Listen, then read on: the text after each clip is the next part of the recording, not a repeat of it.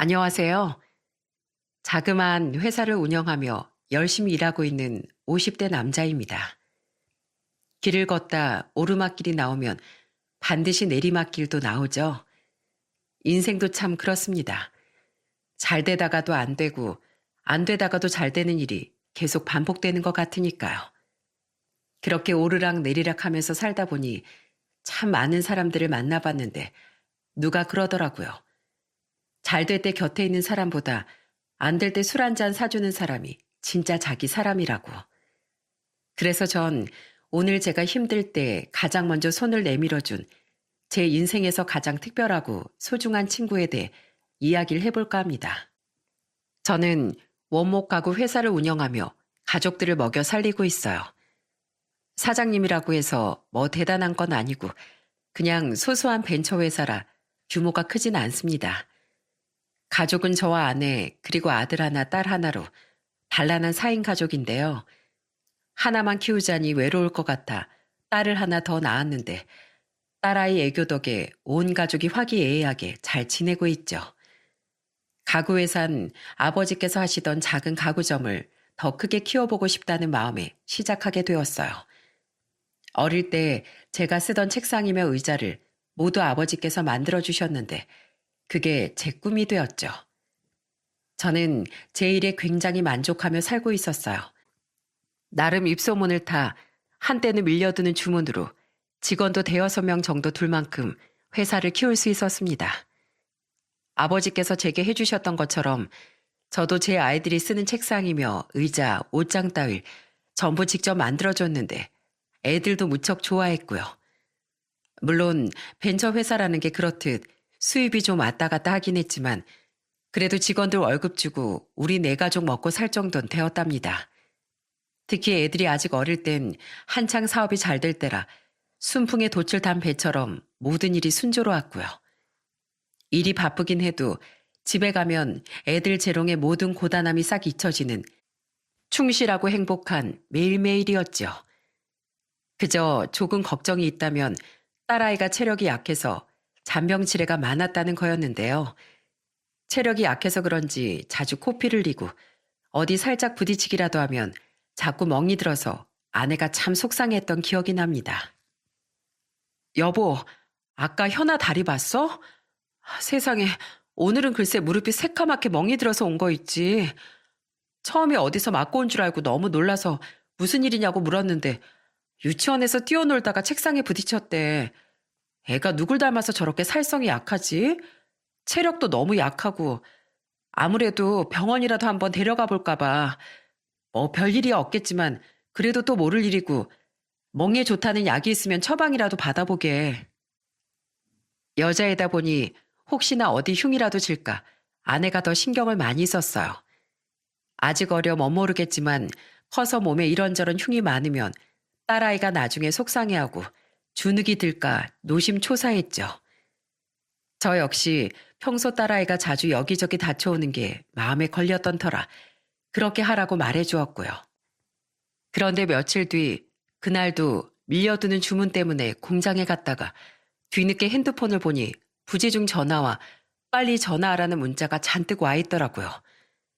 처음엔 이 사람이 무슨 일이기에 이렇게 호들갑인가 했는데 아내와 통화라곤 그야말로 소스라치게 놀라고 말았습니다. 여보, 왜 이렇게 전화를 안 받아? 현아가, 현아가, 우리 현아 어떡해. 우리 현아 백혈병이래. 어? 여보, 빨리 와. 의사 선생님이랑 이야기해야 되는데 나 너무 무서워서 혼자 못 듣겠어. 현아도 불안한지 애가 계속 울고 나 지금 어떻게 해야 될지 모르겠어. 빨리 와. 어? 우리 현아 어떡해. 백혈병이라니. 이제 유치원을 다니는 어린애일 뿐인데 백혈병이라뇨. 처음엔 정말 누가 몰래 카메라라도 하는 거 아닌가 그런 생각이 들었습니다. 잔병치레 많이 하긴 해도 그렇게 밝게 웃고 잘 뛰어다니던 딸아이가 백혈병이라니 도저히 믿을 수가 없었죠. 병원으로 차를 몰아서 가는 길에 어찌나 손이 벌벌 떨리던지 이러다 사고라도 내고 병원으로 실려가는 게 아닌가 싶을 정도였습니다. 다행히 무사히 병원에 도착해 아내에게 전화를 하자 아내와 딸아이가 내려왔어요. 아내도 아내지만 현아도 어찌나 울었는지 눈이 새빨갛게 부었더군요. 저는 현아의 조망만한 손을 잡고 괜찮다고, 이제 아빠가 왔으니 전부 괜찮다고 말하며 안아주었습니다. 무슨 일인지도 모르고 그 말 한마디에 배시시 웃는 딸아이를 보는데 어찌나 마음이 아프던지요. 저는 자신은 무서워서 도저히 못 듣겠다며 대신 의사 선생님과 이야기해달라는 말에 고개를 끄덕이고 혼자 병원 안으로 들어가 의사 선생님을 만났습니다. 저 역시 불안하고 무서웠지만 어차피 딸아이와 함께 결과를 들을 수도 없었고 그렇다고 혼자 둘 수도 없으니 그게 최선이었죠. 선생님, 급성 림프모구 백혈병이라뇨? 하지만 저희 현아가 체력이 좀 약해서 그렇지 얼마나 건강한데요. 애들이랑도 잘 뛰어놀고 유치원도 잘 다니고 있습니다. 혹시 결과가 잘못 나왔을 가능성은 없나요? 다른 환자 거랑 바뀌었다던가 그럴 리가 없어요, 선생님. 다시 한 번만 확인해 주세요. 현아의 병은 급성 림프모구 백혈병으로 혈액암이었습니다. 보통 혈액검사, 골수검사를 통해 확진을 내리는데 현아의 경우 며칠 전 이미 검사를 받았고 오늘 검사 결과가 나온 거였습니다. 저는 도저히 믿을 수가 없어 몇 번이나 선생님께 재확인을 요청했지만 종이에 적힌 이름은 제 딸아이의 것이 맞았어요. 차라리 꿈이었으면 했습니다. 아직 어려서 너무나 작고 연약한 아이에게 암이라니. 왜 이런 가혹한 벌이 현아에게 내려진 것인지 도무지 이해할 수가 없었죠. 그나마 다행인 건 현아의 병을 상당히 빠르게 발견한 덕에 저위험군 진단을 받았다는 거였습니다. 만약 대수롭지 않게 넘기고 시간을 끌었다면 힘들었을 거라고 선생님께서 그러시더군요. 저 조그만한 어린아이가 큰 수술이라도 받아야 하면 어쩌나 걱정했는데 다행히 그것도 아니었고요. 애초 혈액암은 외과 수술로는 치료할 수가 없어 항암제를 투약하는 방법으로 치료를 할 거라고 하셨죠. 하지만 그게 얼마나 아니란 생각이었던지 현아의 병을 치료하는 과정은 정말 눈을 뜨고 지켜보는 게 힘들 정도였습니다. 입원을 하고 얼마 지나지 않아 쇼크로 정신을 잃었을 때 저 어린 것이 몸이 뻣뻣하게 굳어 불규칙하게 숨을 쉬는데 이러다 죽는 건 아닌지 너무나 불안하고 두려웠죠. 차라리 내가 대신 아팠으면 그 생각을 몇 번이나 했는지 모릅니다. 항암 치료 시작하면서 현아도 저희 부부도 눈물이 마를 날이 없었습니다. 매일같이 토하고 열이 오르고 걷지도 못하고 저위험군인데도 이러는데 만약 그냥 넘겨서 더 늦었다면 어땠을지 그야말로 끔찍하더군요. 산채로 지옥에 떨어진 기분이었죠. 하루하루가 살아도 사는 게 아니었습니다. 아들 종우도 제 동생이 아프다고 하니 걱정이 되는지 병원에 데려가 달라고 자주 졸랐는데 아픈 현아를 처음 한 번 보곤 너무 충격을 받았는지 하루 종일 울더군요. 그러곤 매일 자기 전에 제 동생 낫게 해달라고 기도하는데 그게 또 어찌나 마음이 아프고 슬프던지. 아무튼 그렇게 집중 치료하는 기간만 약 2, 3년.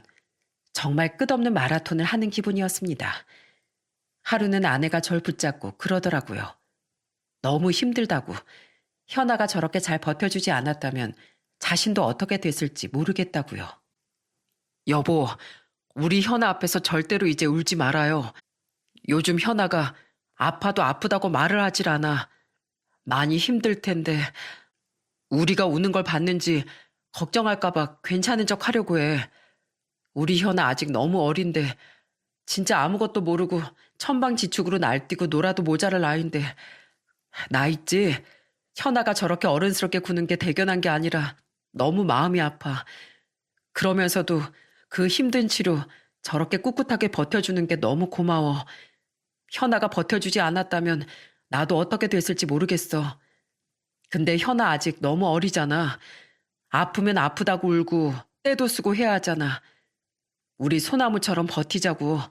현아보다 더 힘내서 옆에서 꼭 지켜주자. 그래도 치료 결과가 좋아서 얼마나 다행인지. 집중 치료 기간이 끝나고 현아가 먹고 싶어 하던 음식들을 잔뜩 싸서 축하하며 남몰래 울었습니다. 그제야 제 나이에 맞게 다른 아이들처럼 환하게 웃던 현아의 모습이 아직도 제 눈에 생생해요. 물론 이후에도 기나긴 치료 과정이 있었지만 현아는 꿋꿋하게 그 모든 과정을 이겨냈습니다. 그리고 기적처럼 우리 현아는 병원에서 퇴원할 수 있었어요. 완치 판정 받기 전까지가 중요했죠. 꾸준히 정기검진도 받아야 하고 일일이 하나하나 챙겨야 될 게 많았습니다. 그래도 우리에게 희망을 준 현아 덕분에 저희 집에도 다시 웃음이 돌아올 수 있었죠. 그렇게 모든 일이 다 잘 풀려서 저희도 별다른 일 없이 행복하게 잘 살고 있다고 말하면 참 좋으련만 현실이라는 게 참 만만치가 않더라고요. 바로 제 사업이 경기 침체로 하락세를 타기 시작한 거였죠. 저와 직원들은 그래도 열심히 일했습니다.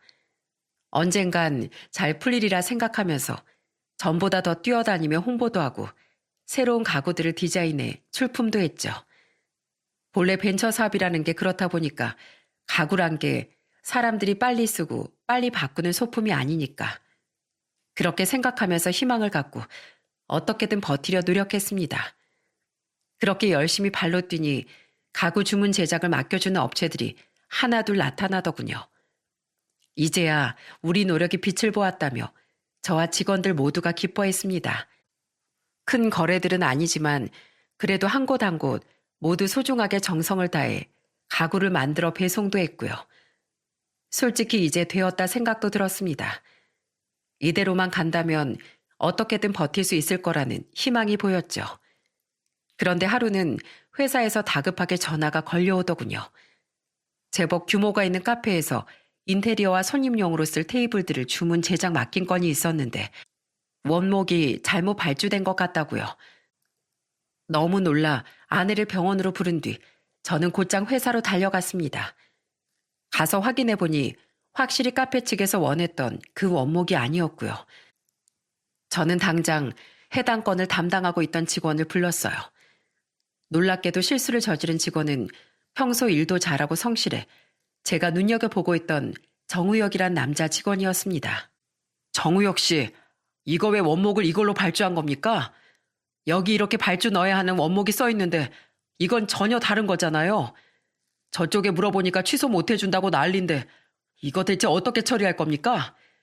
예전엔 안 그러더니 요즘 대체 무슨 정신으로 일하는 거예요? 실수도 자꾸 매일 지각하고 이런 식이면 나 정우혁 씨랑 같이 일하기 힘듭니다. 저는 최근 이상하게 자잘한 실수가 잦았던 걸 떠올리며 해당 직원을 나무랐습니다. 특별히 그 직원을 자르거나 징계까지 내릴 생각은 없었어요. 다만 사업이 한참 힘들다가 이제야 숨통이 튀고 있으니 조심하라는 의미로 따끔하게 한마디 해주려고 했죠. 근데 제 말에 정우혁 씨의 얼굴이 사색이 되더군요. 급기야 무릎까지 꿇더라고요. 사장님, 정말 죄송합니다. 혹시 저 자르시려는 건 아니시죠? 저 정말 이렇게 그냥 그만두게 되면 앞으로 살 길이 막막해집니다. 이렇게 회사에서 잘리면 정말 저희 가족은 이제 죽는 것 말고 다른 방법이 없습니다. 도리어 제가 놀라 정우혁 씨를 일으켜 자리에 앉혔는데 말도 제대로 못하고 눈물을 뚝뚝 흘리더군요. 내가 그렇게 말을 심하게 했나 미안한 마음이 들어 무슨 일이냐 괜찮으냐 물었는데 딸아이가 아프다며 오열하더라고요. 사실 제 딸이 아파요. 너무 아파서 병원비도 내야 되고 수술도 받아야 되고 약도 사 먹여야 하는데 돈이 너무 많이 들어서 그래서 회사 끝나고도 일저일 아르바이트를 하느라 잠을 제대로 못 잤습니다. 죄송합니다, 사장님. 아무리 그래도 제가 정신 똑바로 차렸어야 했는데 제발 한 번만 봐주시면 안 되겠습니까? 저 이대로 잘리면 그럼 진짜 저희 가족 살 길이 막막합니다. 다신 이런 일 없도록 하겠습니다. 정말로 죄송합니다. 이야기를 듣고 있자니 제 딸 현아가 생각나 마음이 더 심란해지더군요. 자식이 아프면 부모 가슴은 찢어지는 법인데 그 심정이 오죽하게나 싶고 전 혹시나 도와줄 수 있는 일이 있을까 싶어 더 자세한 상황을 물어봤어요. 하지만 정우혁 씨는 말 못할 사정이 있는지 그저 죄송하다며 입을 다물었습니다. 하는 수 없이 일단 알겠다 하고 다시 일하라 돌려보냈는데 마음이 참 심란하더군요. 그래서 아내에게 전화해 여차저차 이러한 일이 있었다 말을 하며 잠시 상담을 했습니다. 아내는 제 이야기를 듣곤 깊은 한숨을 내쉬며 이렇게 말하더군요. 여보, 본래 그런 사람이 아니라니 그냥 한번 덮어주는 게 어때요? 물론 회사의 손해가 막심하겠지만 사실 좋은 직원을 구한다는 게 그리 쉬운 일도 아닌데 본래는 일을 아주 잘했다면서요. 사실 나도 그렇게 생각해. 딸아이가 아프다면서 갑자기 우는데 뭐라고 더 말하기도 못하고 현아가 생각이 나더라고. 우리도 현아 아플 때 얼마나 마음고생이 심했어. 억만금을 준다고 해도 그때로 다시 돌아가기가 싫을 정도인데 그렇게 생각하니까 한편으론 이해가 돼서 사실 나도 그냥 덮고 넘길까 해. 결국 전 정우혁 씨에게 다음부턴 이런 실수하지 않도록 2번, 3번 확인하라 말해주고 그 일을 덮었습니다. 정우혁 씨는 정말 감사하다며 자신이 더 열심히 일하겠다고 몇 번이고 고개를 숙였고요. 회사가 입은 손해를 생각하면 속이 쓰리긴 했지만 그래도 정우혁 씨가 이해가 되었기에 마음은 가벼웠습니다. 정우혁 씨는 그 뒤로 정말 열심히 일했고 몇 건 정도 계약을 더 가져와 회사가 입은 손실을 메워주었고요. 하지만 시간이 지날수록 회사의 사정은 다시 점점 나빠졌습니다. 경기가 침체되다 보니까 자연스럽게 지갑을 닫는 사람들이 많아졌고 집안 가구를 바꾸거나 가게 인테리어를 바꾸는 사장님들도 줄어들었죠. 큰 회사들도 매출이 줄어들어 허리띠를 졸라맨다는 뉴스가 나오는데 저희 같은 작은 벤처 회사가 버틸 재간이 있을 리가 없었죠. 이 업계에도 어쩔 수 없이 전례 없는 불황이 찾아온 거였습니다. 처음엔 그래도 한번 일어났으니까 또 할 수 있다고 생각하며 모두가 열심히 노력했어요. 그런데 그저 회사의 비품을 아끼고 절약한다고 해서 해결될 일이 아니었습니다. 무리한다면 몇 개월은 버티겠지만 그때까지 경기가 좋아지지 않으면 부도가 날지도 모를 상황까지 온 거였죠. 상황이 그 모양이니 당연히 직원들 월급을 주는 것도 점점 부담스러워졌고요. 결국 전 하는 수 없이 직원들을 정리해고하고 1인 기업으로 처음부터 다시 시작하기로 마음을 먹게 되었어요. 갑자기 직장을 잃게 될 직원들에겐 안 된 일이지만 저도 달리 도리가 없었죠.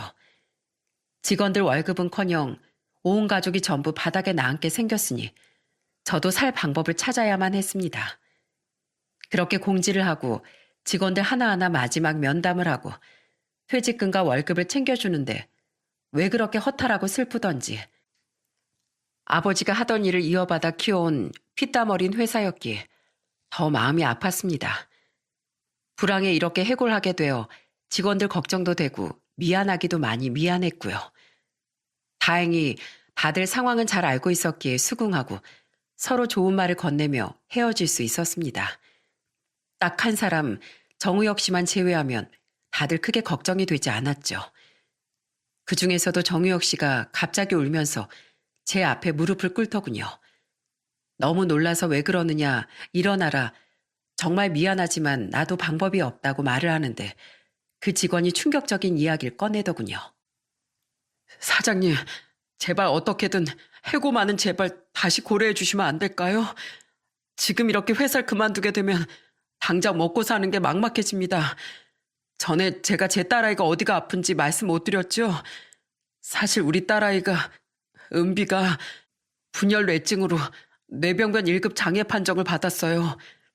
지금 7살인데 다른 애들 한창 뛰어놀라에 혼자 일어나 앉지도 못하고 몸도 제대로 못 가눕니다. 매달 들어가는 병원비며 약값, 회사에서 잘리면 도저히 감당이 안 됩니다. 그렇다고 아픈 아이를 그냥 둘 수도 없지 않습니까? 제발 어떻게 좀 안 될까요? 사람 하나 살리신다고 생각하고 제발 부탁드립니다.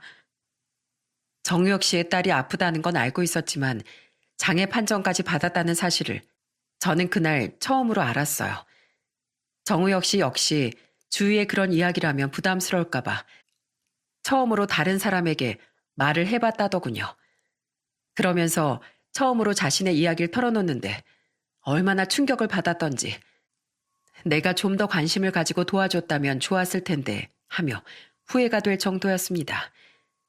전 분열 뇌증이라는 병명이 생소해서 알아보니 선천성 기형 질환으로 뇌병변 장애를 비롯한 복합 장애를 수반하는 희귀 질환이라더라고요.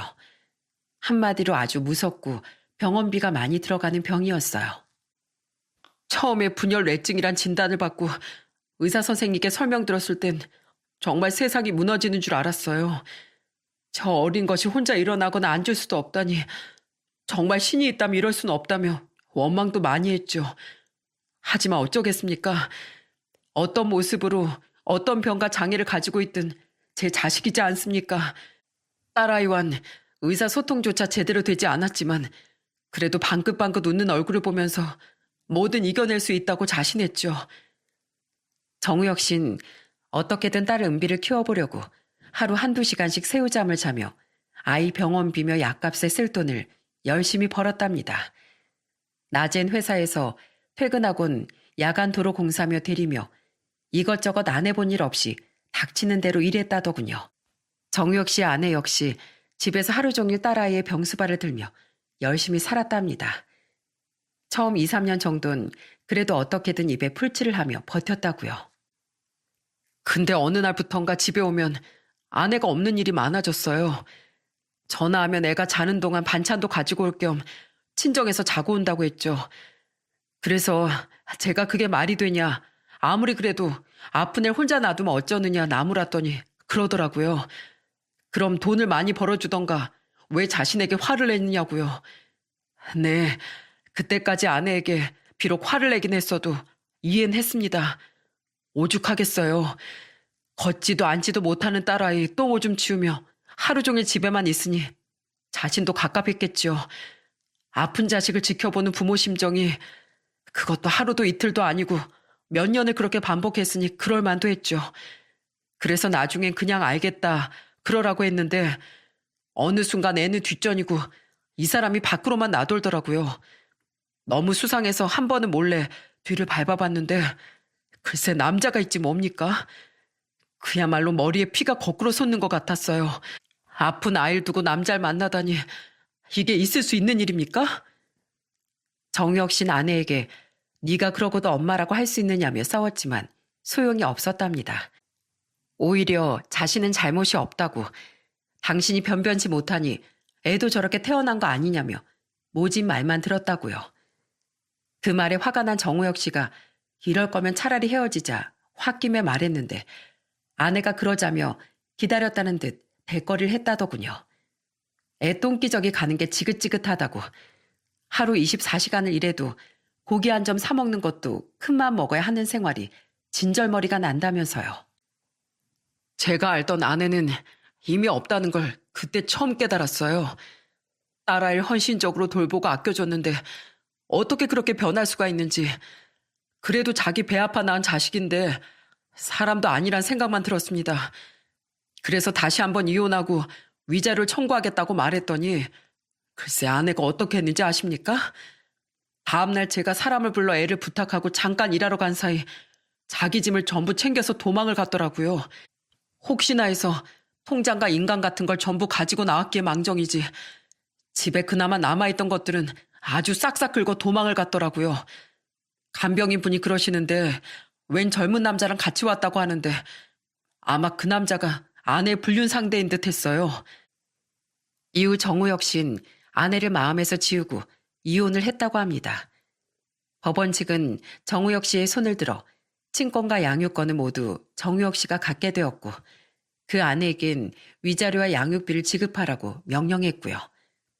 하지만 정우혁 씨의 아내는 그대로 연락이 두절되어 한동안 연락조차 없었다고 합니다. 딱 보니 양육비를 주기 싫어서 여기저기 도망 다닌 걸로 보였어요. 생활이 너무 어렵고 힘들어 몇 번 사람을 찾아준다는 곳에 이야기해 조사도 해봤지만 행방이 묘연했다고도 했습니다. 하는 수 없이 딸아이 병원비며 생활비를 벌기 위해 그 뒤로 혼자 그렇게 고군분투했다더군요. 딸아이를 혼자 둘 수는 없으니 사람이 있어야 하는데 간병인 비용이 부담스러워 시골에서 늙으신 어머니까지 올라오셨고요. 하지만 나이 많으신 어르신께서 아이를 그것도 장애가 있어 발작까지 일으키는 아이를 돌보기란 몹시 힘이 들었다고 합니다. 특히 정우혁 씨 어머니께선 허리 디스크가 좋지 않아 고생 중이시라고 하니 그 고충이야 말로 다 하기 힘들었겠죠. 정우혁 씨는 어머니께서 허리가 나으실 동안 딸아이를 돌봐줄 사람을 구하려 더 열심히 일을 했답니다. 딸아이 병원비에 치료비도 모자라 어머니 약값에 생활비 비용까지 필요하게 되었으니 상황이 너무 절박했죠. 하지만 절박했다고 해서 하루가 48시간이 되는 것도 아니고 도저히 답이 없었답니다. 결국 한참을 망설이다 그래도 당분간이니까 그래도 딸이니까 하며 다시 이혼한 아내를 수소문했는데 생각보다 가까운 곳에서 살고 있었다고요. 겨우 찾아간 아내에게 사정을 설명하고 딱 한 달만 딸아이를 돌봐줄 수 없겠느냐 부탁했어요. 그렇게만 해준다면 위자료는 받지 않아도 좋다고. 그렇게 제가 절박하게 매달렸어요. 근데 아내가 뭐라고 했는지 아십니까? 애 딸린 여자를 누가 좋아하겠느냐며 누구 인생 망칠 일이 있느냐며 찾아오지 말라 소리를 지르더군요. 한 번만 더 찾아오면 경찰 불러서 감방에 쳐넣겠다고. 은빈 이제 자신의 딸이 아니라고요. 정혁 씨는 미친 사람처럼 소리를 지르는 아내를 더는 설득하지 못하고 그렇게 뒤돌아서야만 했답니다. 다른 방법이 없으니 여기저기 돈을 빌려 겨우 간병인을 구했지만 월세까지 밀린 상황이라고요. 이러다 정말 온 식구가 길거리에 나앉게 될 거라는 정우혁 씨의 말은 한치의 과장이 없어 보였습니다. 이야기를 듣는데 어찌나 기가 막히고 마음이 아프던지 짐승도 제 새끼는 이뻐한다는데 엄마라는 사람이 어떻게 저럴 수 있나 화도 나고 궁지에 몰린 정우혁 씨가 너무나 안쓰러웠어요. 그리고 우혁 씨는 제게 펑펑 울며 부탁을 하기 시작했습니다. 사장님, 제가 정말 염치도 없고 말도 안 되는 부탁을 드리는 줄은 저도 잘합니다. 하지만 정말이지 어디에도 도움을 요청할 곳이 없어요. 전 아내는 저 모양 저 꼴로 제 자식도 나 몰라라 하고 저희 집도 먹고 죽을 돈조차 없습니다. 혹시 계속 일을 할 수 없다면 돈을 2천만 원 정도 부탁드려도 될까요? 병원비도 밀리고 집주인도 월세를 내지 않을 거면 당장 방을 빼라면서 더는 못 기다려준다고 하는 상황이에요. 저 혼자 몸이면 길바닥에서라도 자면 막노동이라도 하고 어떻게든 살겠지만 제 딸아이나 어머니는 그런 생활을 버틸 수가 없습니다. 정말 이렇게 부탁드립니다. 도와만 주신다면 제가 반드시 돈도 갚고 그 은혜도 꼭 갚겠습니다. 저는 일단 정우혁 씨에게 하루만 생각할 시간을 달라고 말하고 집으로 돌아왔습니다. 현관에 들어서자마자 종우와 현아가 쪼르르 달려나와 저를 반기는데 그 광경이 참 평소와 다르게 느껴지더군요. 내가 힘들다 하지만 그래도 난 아직 살만하구나. 정우혁 씨는 지금 얼마나 힘들까 생각도 들고 여러모로 마음이 심란했습니다. 하지만 제가 생각하기에 정우혁 씨의 상황은 일을 계속한다고 해서 해결될 것이 아니었어요. 당장의 상황에서 벗어나 뭔가 제대로 된 다른 일을 할 수 있을 돈이 필요해 보였죠. 결국 저는 아내를 불러 모든 상황을 말하고 의논을 했습니다. 아내는 제 이야기를 들으며 화를 냈다가 눈시울을 붉혔다 하더니 한동안 말이 없었고요. 사실 그 당시 저희 상황으로도 2천만 원은 너무나 큰 돈이었거든요. 그 돈을 빌려주려면 대출이라도 받아야 할 판이니 결정이 쉽지가 않은 게 당연했죠. 하지만 전 이미 마음이 어느 정도 굳은 상태였고 조심스럽게 아내의 손을 잡고 부탁했습니다. 그 돈 집담보 대출이라도 받아서 내주자고. 내가 무슨 짓을 해서라도 그 돈은 다 갚을 테니 걱정 말라고. 우리도 현아 아팠을 때를 생각해보면 얼마나 힘들었냐고 말하면서요. 여보, 돈을 빌려주면 나중에 못 돌려받을지도 몰라. 하지만 당신도 나도 알잖아. 우리 현아 아플 때 얼마나 마음고생했어. 차라리 내가 아팠으면 싶고 그렇게 만약 현아가 죽는다면 차라리 따라 죽고 싶다고 그렇게 생각했잖아. 정우혁 씨도 아마 지금 딱 그럴 거야. 딸아이 아픈 것도 힘든데 애엄마란 사람이 자식을 버리고 남자와 도망까지 갔다니. 우리 그냥 어디 여행 한번 크게 다녀왔다고 생각하고 빌려주자고. 사실 여행보다 더 가치 있는 일이잖아. 아내는 한참을 제 얼굴을 쳐다보곤 한숨을 푹 내쉬며 결국 고개를 끄덕였습니다. 제가 선뜻 그 큰 돈을 내어주자 할 만한 사람이라면 자신도 믿겠다고 말하면서요. 난 솔직히 그 사람 잘 몰라. 하지만 당신이 그렇게 말하니까, 그리고 우리 현아 생각도 나고, 그래서 너무 마음이 아프니까 당신 하자는 대로 할게. 당신이 다 생각이 있겠지. 뭐 나쁜 일도 아니고 좋은 일에 쓰는 거니까 당신 말대로 우리 그냥 여행 다녀왔다고 생각하자. 사진 한 장 없어도 세상에 다시 없을 가장 아름다운 여행을 다녀왔다고 그렇게 생각할게. 대신 당신 더 힘내야 돼. 알지? 다른 사람 사정도 안타깝지만 우리 종우, 현아 생각해서 더 열심히 해야 돼. 이해해줘서 고마워, 여보. 내가 앞으로 더 잘할게. 돈도 많이 벌고, 그래서 당신이랑 우리 종우, 현아 데리고 진짜 여행도 가고 그렇게 할 수 있게 노력할게. 저는 다음날 곧장 대출을 받아 정우혁 씨를 만나 입금을 해주었습니다. 정우혁 씨는 제가 정말로 그 큰 돈을 내어줄 거라곤 생각지 않았는지 계좌에 입금된 돈을 보고 화들짝 놀라며 눈물을 펑펑 흘렸고요. 감사합니다. 제가 이 은혜는 정말 살아서도 갚고 죽어서도 꼭 갚겠습니다. 이 돈이 제게 얼마나 지금 중요한지 생명과도 같은지 모릅니다. 절대로 이 은혜 잊지 않을게요. 제가 무슨 짓을 해서라도 2배, 아니 3배로 갚아드리겠습니다. 텅 빈 사무실에서 정우혁 씨가 아이처럼 큰 소리로 엉엉 우는데 저도 눈물이 나더군요. 나중에 어떻게 알았는지 주위에서 제게 멍청하다, 바보 같다며 수군거리긴 했지만 뭐 아무래도 좋았어요.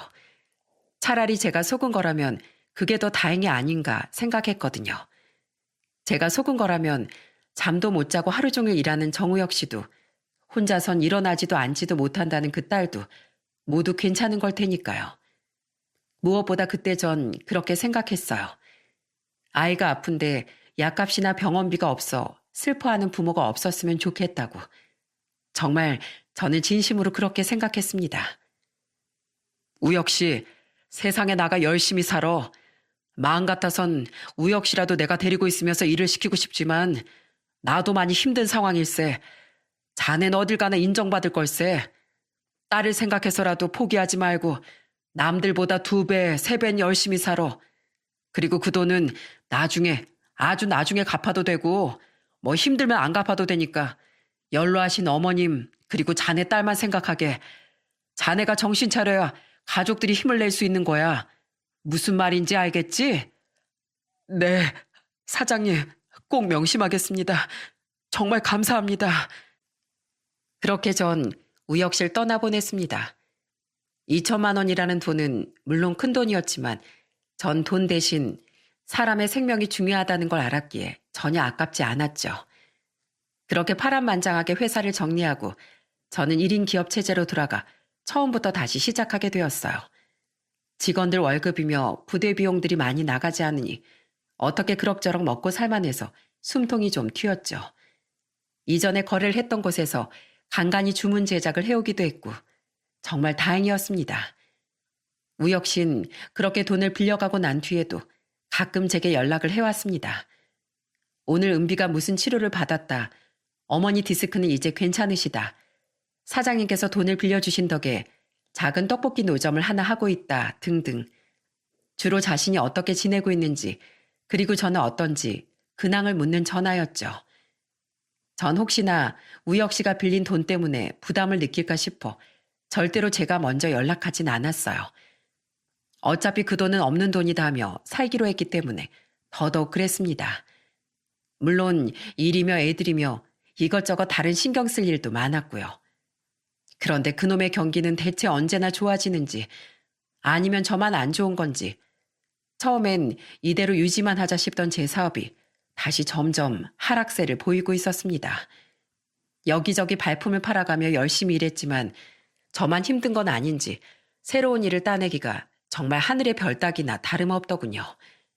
말이 1인 기업이지 사실상 동네 구멍가게나 마찬가지인 저 혼자만의 회사가 자본력이 강한 기업들과 경쟁하긴 도저히 무리였고 그저 새로 창업하는 상점가나 집 인테리어에 들어갈 가구들 위주로 소소하게 일을 하는데도 힘들긴 매한가지였습니다. 결국 궁지에 몰릴 대로 몰려 폐업 위기까지 찾아와 은행에 대출까지 알아봤지만 모두 거절당했습니다. 어떻게든 회사를 살리고 싶어서 친구들에게 부탁을 해봐도 돌아오는 답변은 조롱 섞인 충고뿐이었고요. 미안하다. 나도 요즘 영 어려워서 그렇게까지 못 도와줄 것 같아. 차라리 그냥 회사에 들어가는 게 어때? 벤처도 옛날에나 벤처 열풍이니 뭐니 했지. 요즘은 다들 힘들어 하잖아. 아니면 너도 그 허세만 좋은 사장님 소리 듣고 싶어서 그러고 있냐? 그냥 안정적인 회사에 들어가서 월급이나 받아. 나봐. 불황이다 침체다 뭐다 해도 공무원 철밥통 든든하잖냐. 뭐 회사는 철밥통은 아니겠지만 지금 하는 것보다 훨씬 안정적일 거야. 야, 나 전화 끊어야 되겠다. 언제 한번 술이나 한잔하자. 못 도와줘서 미안하다. 그동안 주위 사람들 챙기며 열심히 살아왔다고 생각했는데 몇몇 친구들의 반응은 정말이지 절망스러웠습니다.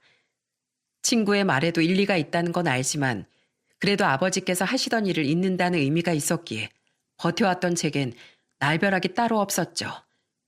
아내도 제가 힘들까봐 걱정하는지 따로 말은 안 했지만 통장을 보며 한숨을 쉬는 날이 많아졌습니다.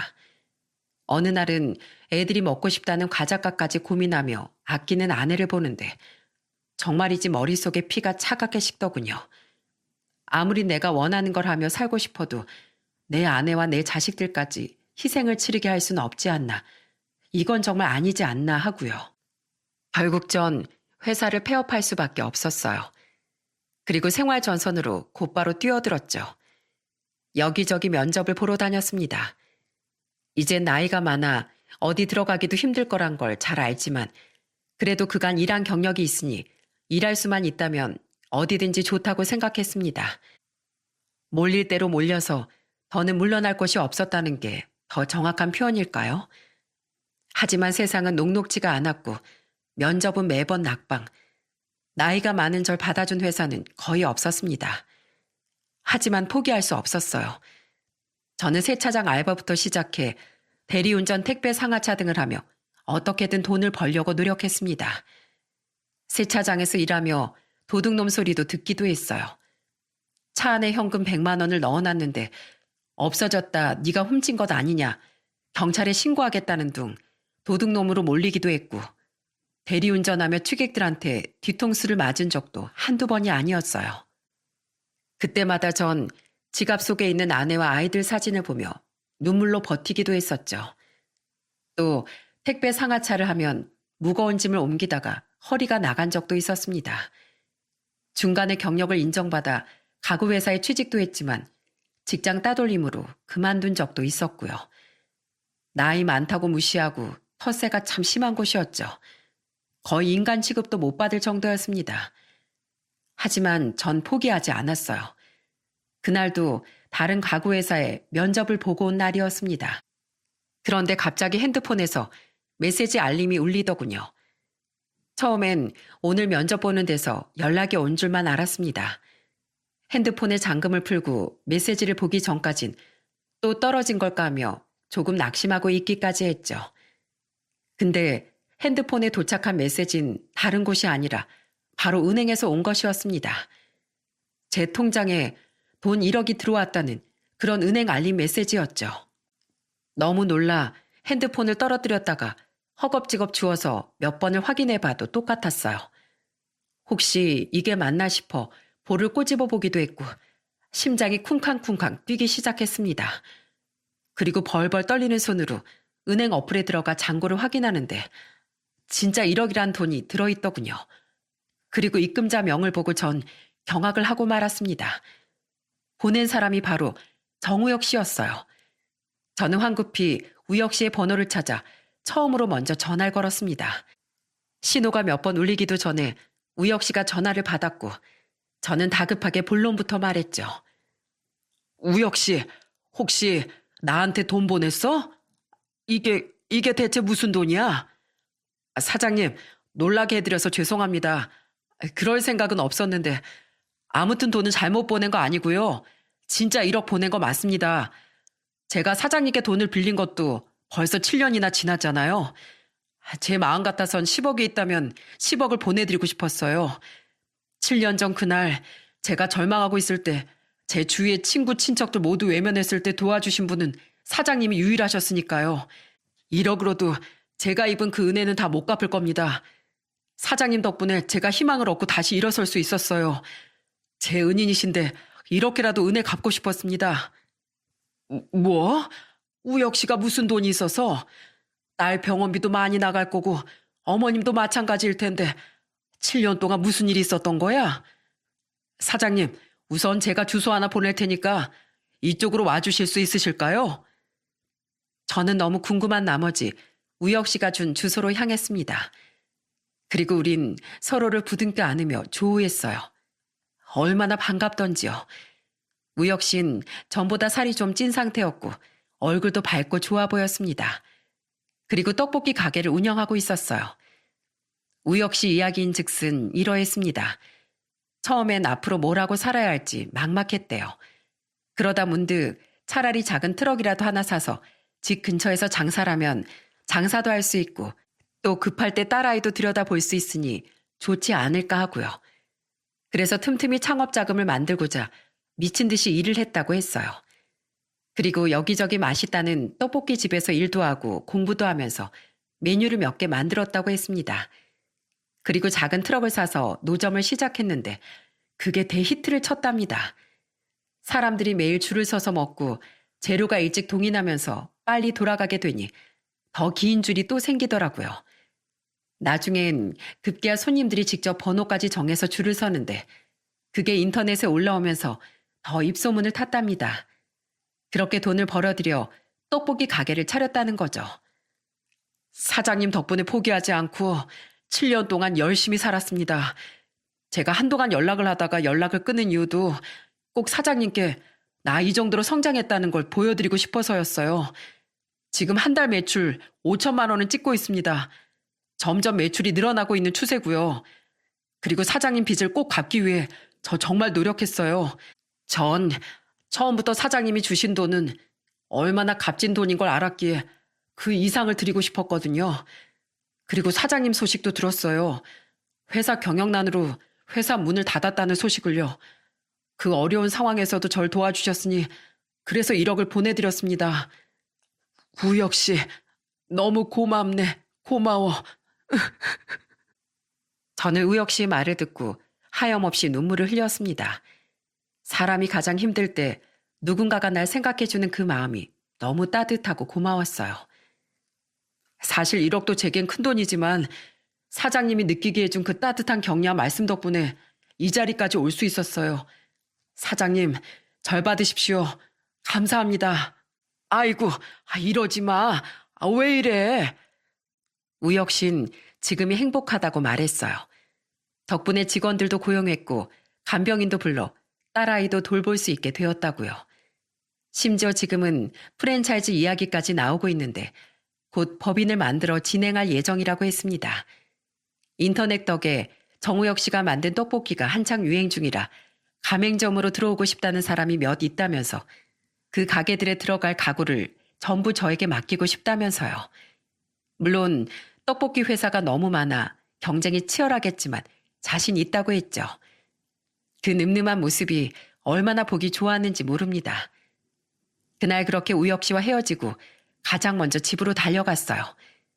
이 기쁜 소식을 가족들에게 빨리 말해주고 싶었어요. 아내에게 상황을 설명하자 아내가 마구 오열을 하는데 저도 모르게 그만 왈칵 눈물이 쏟아지더군요. 정말이지 서로 부둥켜 안고 한참을 울었습니다. 애들은 제 엄마가 오니까 불안했는지 옆에서 같이 울고 그렇게 울다가 웃다갈 몇 번이나 반복했는지 몰라요. 슬픔의 눈물이 아닌 기쁨과 감격의 눈물이었죠.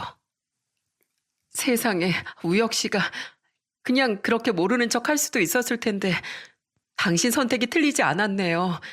사실 그때 대출받아서 우혁 씨를 도와준다고 했을 때 나 많이 불안하고 화도 났어요.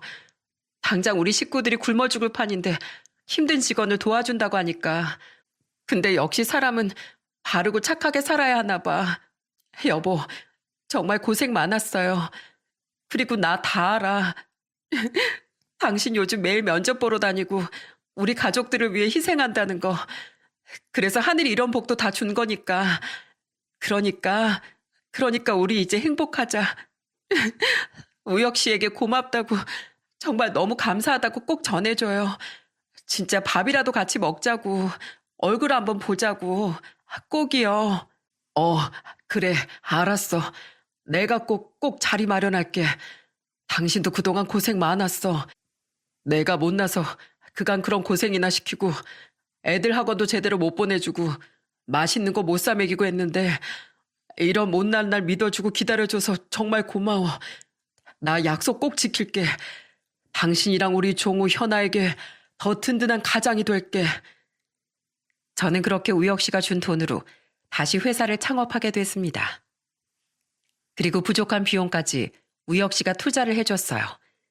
그 덕분에 어렵지 않게 회사를 운영해 나갈 수 있었죠. 그리고 우혁 씨도 정말 법인을 설립해 프랜차이즈 사업을 시작했고 지금은 가맹점이 5호점까지 생겨났습니다. 아직은 사람들이 많이 몰라보지만 가맹점이 하나하나 생기면서 자긍심과 감사함을 느낀다고 하더군요. 그리고 처음에 저에게 약속했던 대로 가맹점들에 들어갈 모든 가구를 제게 맡겼는데 덕분에 제 일이 많이 바빠졌습니다. 혼자서는 도저히 할 수가 없어 예전에 일했던 직원들에게 연락했고 그렇게 이전의 직원들이 다시 모이게 되었죠. 그리고 또 하나 기쁜 소식이 있답니다. 우혁 씨 떡볶이 회사 6호점이 오픈 중인데 그 6호점 주인은 바로 제 아내랍니다. 아내는 그동안 우혁 씨 가게에서 일하면서 일을 배웠는데 우혁 씨의 제안으로 6호점을 오픈하게 되었죠. 모든 지원을 우혁 씨가 다 해주면서까지 말입니다. 그리고 어느 날 아내가 우혁 씨를 집에 초대했더군요. 아이고, 우리 대표님 오셨어요? 대표님 덕분에 제가 사장 소리 들어보겠네요. 너무 영광입니다. 평생 받들겠습니다. 아이고, 형수님 왜 이러세요? 나 부끄럽게. 우리 6호점 사장님, 제가 오히려 잘 부탁드립니다. 제가 받들겠습니다. 이렇게 내 앞에서 대표님 사장님 하며 장난을 치는데 얼마나 그 광경이 보기 좋았는지 모릅니다. 저희 아이들도 배꼽 잡고 웃으며 좋아했고요. 행복이 별거 없더라고요. 이 모습이 행복이지 싶었습니다. 지난 세월이 정말 꿈만 같았습니다. 정말 더할 나이가 없었어요. 그렇게 힘들고 고단하고 지쳤는데 일이 이렇게까지 잘 풀리니 모든 것이 너무나 행복하고 감사했죠. 세상에 아직 살만하구나. 역시 내가 사람을 잘못 보지 않았다. 이런 생각도 들었고요. 우혁인 이제 절 형님이라고 부르며 절 진짜 형처럼 대하는데 저도 우혁일 동생처럼 여기며 한가족으로 대하고 있습니다. 제게 동생이 하나 생겨 하루하루가 행복하답니다. 이렇게 그 힘든 고난들을 다 이겨내고 지금에 와서 과거를 돌이켜보면 정말이지 사람이 가질 수 있는 가장 큰 재산은 돈도 명예도 아닌 결국 사람인 것 같다는 생각이 드는 요즘이네요. 제가 우혁이와 은비를 도울 때 모두가 바보라고 손가락질했지만 그 일이 결국 큰 복이 되어 이렇게 돌아온 것을 보면요. 복이란 결국 뿌린 만큼 거두는 큰 농사와 비슷한 것 같아요. 모두 좋은 사람들 많이 만나 복 많이 받으시길 바랍니다. 지금까지 길고 긴 제 이야기를 들어주신 모든 분들께 진심으로 감사드립니다.